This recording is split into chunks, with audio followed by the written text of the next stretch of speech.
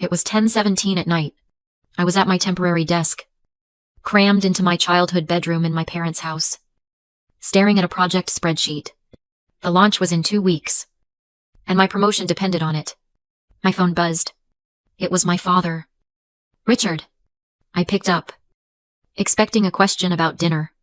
His voice was cold. "Hannah, your mother and I have been talking with Ryan. He's agreed to let you off the hook for the Cabo trip." I felt a small, stupid spark of relief. "Oh, great, Dad. Because the project? But you will be paying for the wedding's open bar." He cut me off.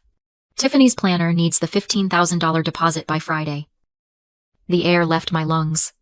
"Dad, I told you.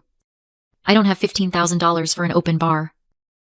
"Then you're not just skipping a party," he said, his voice flat, devoid of any emotion. "You're skipping the wedding. And if you can't support your brother, you're not part of this family anymore. We mean it." The line clicked dead. Have you ever been put in an impossible position by your own family?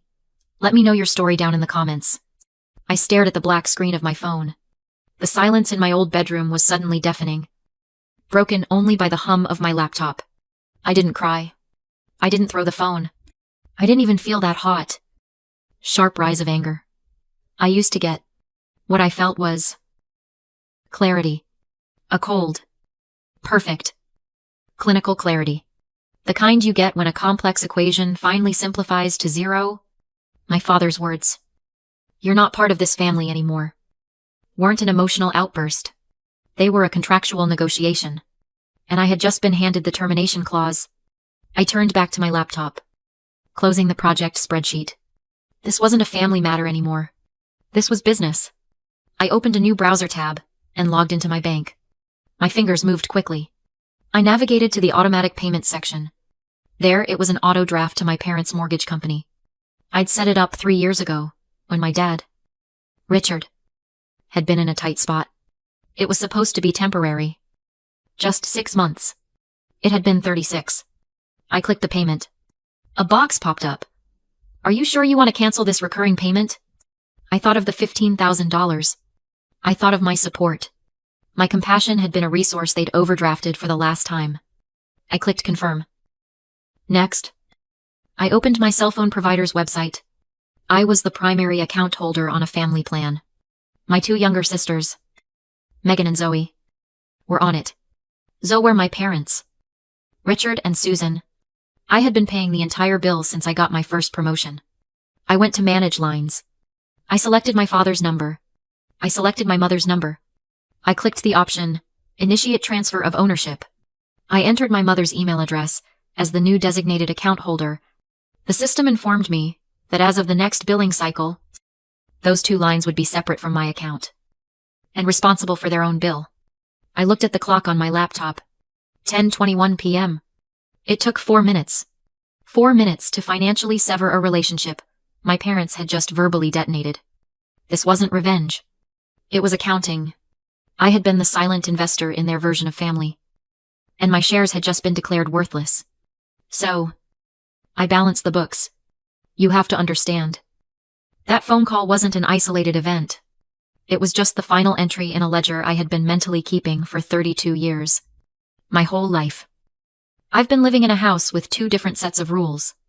There was the set for my brother, Ryan. And then, there was the set for me.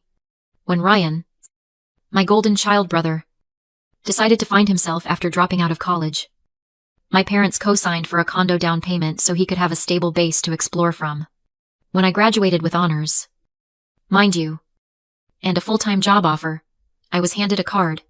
Inside was a $500 savings bond that wouldn't mature for another 10 years. When my sisters, Megan and Zoe, needed college tuition, my parents didn't have it, so I paid it. When my dad's truck broke down, I covered the repair. And when the bank was threatening foreclosure 3 years ago, I took on the mortgage. Ryan, meanwhile, has only ever taken. He got the condo. He got the endless support. And he even got a cushy job at his new fiancé's father's company. For years, I told myself it was just old-fashioned favoritism. I told myself I was just the responsible one. But that night, as I stared at the confirmed cancellation notice on my screen, I finally understood. I wasn't the responsible one. I was the scapegoat. Psychologists have a name for this. It's called a narcissistic family system. It's not really a family. It's a rigid structure of assigned roles. My parents, desperate to see themselves as perfect, anointed Ryan as the golden child. He was their extension, their trophy, the one who could do no wrong. He carried all their hopes. But a system like that needs balance. All the disappointment, the failure, the resentment. It has to go somewhere. That's where I came in. I was the scapegoat. I existed to absorb all their problems. If I succeeded, it was downplayed. If I failed, it was proof of my flaws. I was the built-in pressure release valve that kept their perfect little world from exploding. My value wasn't in my love or my success. My value was in my function. I was the family ATM and the family punching bag. And when my father told me I was out of the family for refusing to pay $15,000, he wasn't disowning a daughter. He was just firing an employee who had suddenly refused to do her job. That night wasn't a betrayal. It was just the end of a very, very long contract. This all started 3 weeks ago. And it began with the weapon that would eventually end it. I was back in my hometown in the Pacific Northwest, temporarily staying in that childhood bedroom, to oversee the most important project launch of my career. This was my shot at a director-level promotion. And I was laser-focused. My family, however, was only focused on one thing. Ryan's wedding. I finally met his fiancée. Tiffany. She was a lot. She was a caricature of Seattle. New money, dripping in brand names and talking about her lifestyle blog, as if it were a Fortune 500 company. The cultural clash in our modest bungalow was almost comical. The first real crack appeared when Tiffany announced the mandatory bachelorette party. It was a 5-day, all-inclusive trip to Cabo. The cost per person, $5,000. I cornered my mom, Susan, in the kitchen. Mom? I can't go. $5,000 is one thing. But the launch is in 3 weeks. I cannot be in Mexico right now. My mom just wrung her hands. Oh, Hannah, don't be difficult. Tiffany will be so upset. It's not being difficult. It's my job, I said, trying to keep my voice even. I'll take her to a nice dinner. I'll buy them a great gift. But I can't go to Cabo. I politely declined to Tiffany in the family group chat. 3 minutes later, my phone rang. It was Tiffany. I stepped into the backyard to take it. Hey, Tiffany. What's up? Her voice wasn't polite. It was a shriek. What do I mean? What's up? What is this text? You're not coming. I was taken aback. I'm so sorry. Tiffany. But like I said, my project launches. Your project, she spat. You're trying to sabotage my wedding. That's what this is. You've been jealous of Ryan your entire life, and now you're trying to ruin my bachelorette party. I was so stunned I couldn't even speak. I just held the phone away from my ear. You think you're better than us with your little spreadsheets? Don't you? She was screaming now. Completely unhinged. Fine. If you're too broke to come, you at least owe us. Ryan and I talked. If you're going to stiff us on the party, you owe us $15,000 for the open bar to make up for it. I was standing next to the open window of my bedroom, where my laptop was running. I'd just finished a 2-hour Zoom call, and I had been recording it to review my notes. I hadn't hit stop yet. As Tiffany kept screaming about how I was selfish and ungrateful, I leaned into my bedroom, my mind suddenly going from shocked to cold. I saw the recording app on my screen, the little red light blinking. I put the call on speakerphone, holding it near the laptop's microphone. And if you don't pay, I'll make sure everyone in this family knows exactly what a jealous, selfish witch you are. I waited until she finally hung up in a rage. I sat down at my desk. I hit stop on the recorder. A file immediately popped up. I renamed it Tiffany Extortion Audio, and I saved it. I didn't know what I would use it for. I just knew that in my family, you always needed proof. After I cut the financial cords The backlash was immediate. My phone, which had been silent, began to light up. Not with calls from my parents. They were too proud for that, but with notifications. My mother, Susan, had posted on Facebook a vague, passive-aggressive status about how some children forget who raised them and how sharp the serpent's tooth is. My aunts and uncles, who hadn't spoken to me in months, were all chiming in with praying for you, and you raised her right. Don't let her get away with this. I was officially the family villain. I was isolated. I moved out of the house and into the corporate apartment my company had offered me weeks ago. I threw myself into my project, working late, grateful for the silence. Then, a few days later, a text came through from a number I didn't recognize. Hannah. It's Zoe. I'm using a friend's phone. Can you please meet me? Don't tell Mom or Dad. My heart hammered. I texted her back a location. A coffee shop in the next town over. When I saw her, I almost didn't recognize her. My youngest sister, Zoe, who was always so full of life, looked exhausted. She was pale, with dark circles under her eyes. She slid into the booth, and the moment I asked if she was okay, she just shattered. She started sobbing, right there in the coffee shop.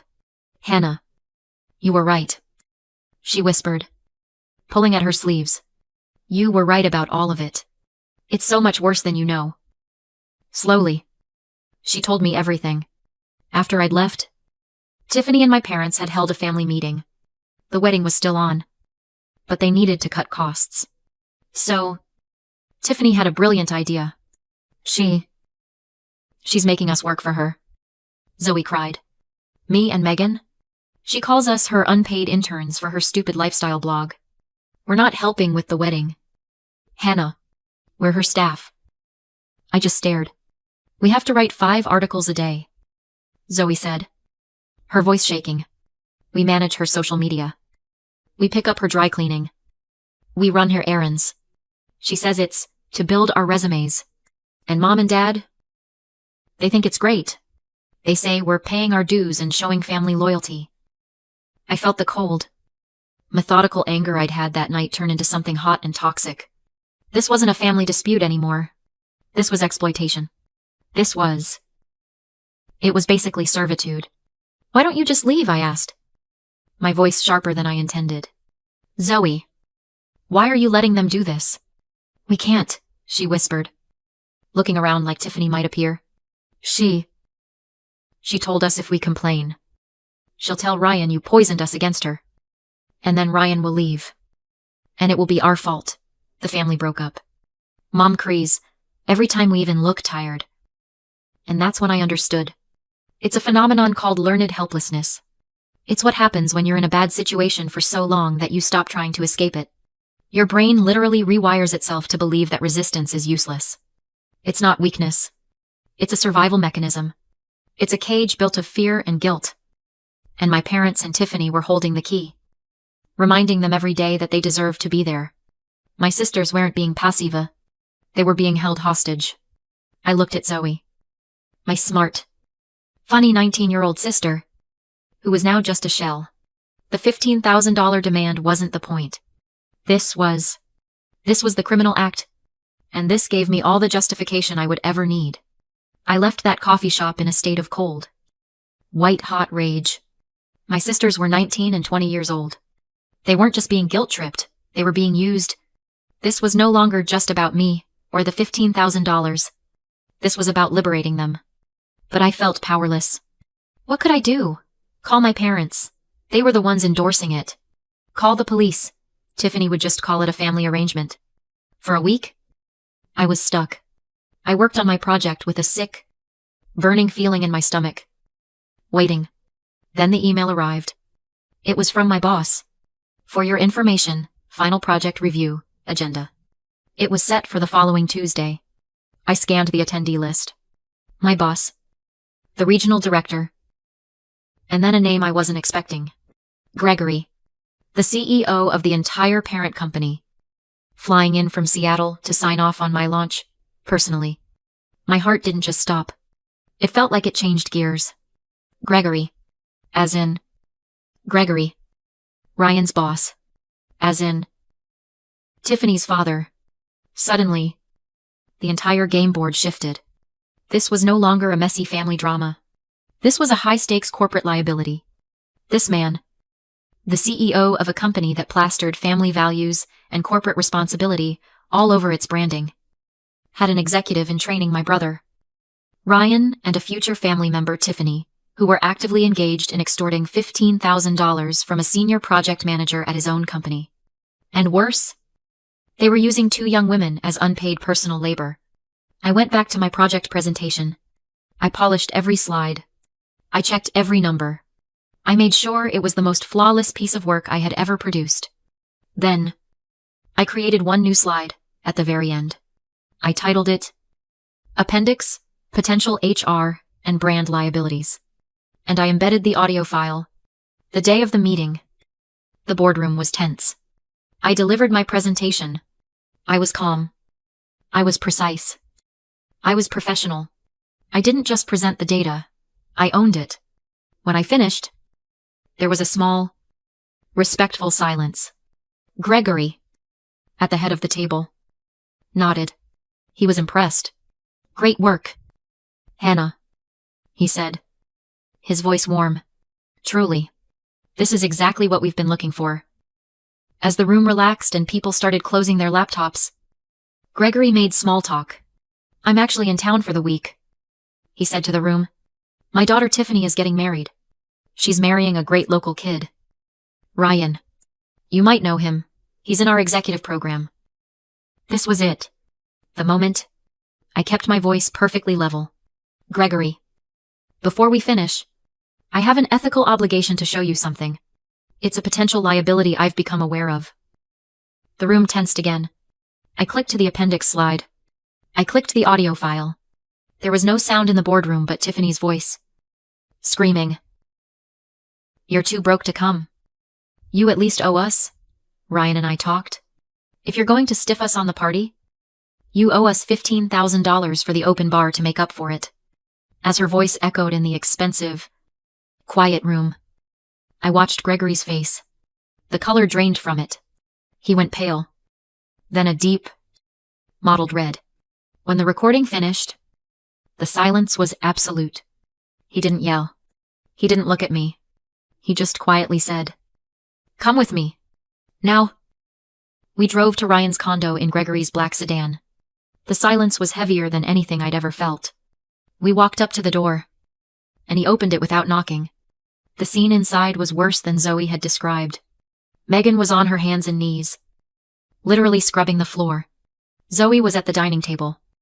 Surrounded by piles of cheap jewelry, she was labeling for Tiffany's blog. And Tiffany herself was on the sofa, scrolling through her phone. God. Megan. You missed a spot. She snapped, not even looking up. Tiffany. Gregory's voice was low. She looked up, and her face went white. Dad! Oh my God! What are you? What's she doing here? Gregory just looked around the room. At my sisters. Frozen. In fear. At the mess. At his daughter. What is this? Tiffany, seeing her power structure threatened, immediately went on the attack. She's trying to poison you. She's jealous of me and Ryan. Then she gestured to my sisters. They're just helping. It's what family does. Family. Gregory's voice was dangerously soft. You're extorting $15,000 from my employee, and you're using your future sisters-in-law as servants. They're lucky, Tiffany shrieked. They're family. They should be grateful to help. That's it. Gregory snapped. The word was like a crack of thunder. You're cut off. The wedding. The trust. The house. Everything. You're done. Tiffany started to scream. A truly ugly pre-mel sound. But as she was winding up, my brother, Ryan, the golden child, finally spoke. He stepped in front of Tiffany, his hands up in a placating gesture. Gregory. Sire. Please. I think this is just a misunderstanding. The girls, they wanted to help. It's for the wedding. Gregory turned his cold CEO gaze on my brother. A misunderstanding. I have an employee. You, who is complicit in extorting another employee. And you're using your own sisters as unpaid labor. You knew about this. Ryan's face went slick with sweat. He looked from Gregory to me. To his screaming fiancée. He saw his condo. His cushy job. His entire future. Disappearing. And in that moment, and the golden child did what he had always been taught to do. He found someone else to blame. It wasn't me, he yelped. His voice cracking. It wasn't my idea. It was their idea. Ask Richard and Susan. Ask my parents. They're the ones who said Hannah owed us. They're the ones who said we had to get the money from her. Gregory just stared. His disgust absolute. He didn't even bother to respond to Ryan. He looked past him. At me. And at my sisters. Who were still frozen by the door. Hannah. Megan. Zoe. Let's go. That night, back in my quiet corporate apartment, my phone rang. It was my mother. Susan. I picked up. I didn't say anything. I was met with a wall of sound. Hysterical screaming. Weeping. How could you? She shrieked. You've ruined him. You've ruined your brother. He lost everything. Tiffany's gone. His job is gone. You've destroyed this family. You've finally done it. I listened. And the strangest thing happened. I felt nothing. No guilt. No anger. No sadness. It was just noise. The sound of a broken system that had finally run out of parts to cannibalize. I know. I said quietly. And I hung up. My thumb hovered over her contact. Richard. Susan. Ryan. I blocked their numbers. One by one. There's this thing we're taught. That family is blood. And that blood is a bond you can never, ever break. That no matter how toxic, how abusive, how cruel they are, you have to hold on. Because they are family. But that's a lie. It's a lie that abusers use to keep their victims in place. Sometimes, the most profound act of love isn't holding on. It's letting go. Severing the tie isn't an act of hatred. It's an act of profound self-respect. It's not a rejection of family. It's a rejection of a dynamic that was killing you. It's the final, brave, painful, and necessary choice to choose yourself. It's not a failure. It's a graduation. 6 months went by. My project was a massive success. I got the promotion. I was a director now. With my own team. In my own apartment. Back in the city. Far from that fading coastal town. One rainy Tuesday night. There was a knock on my door. I opened it. Standing in the hallway, soaked from the rain, were Megan and Zoe. They were each holding a single, overstuffed suitcase. They looked terrified. And they looked free. Hey. Hannah. Zoe whispered. Her voice shaky. We finally left. Can we stay? Just for a little while? I didn't answer. I just smiled. And I held the door open wide. The final scene of my old life wasn't about revenge. It wasn't about winning or losing. It was this. The three of us. Sitting around my small dinner table. Eating pizza out of a box. Laughing. Finally. And for the first time. A real family.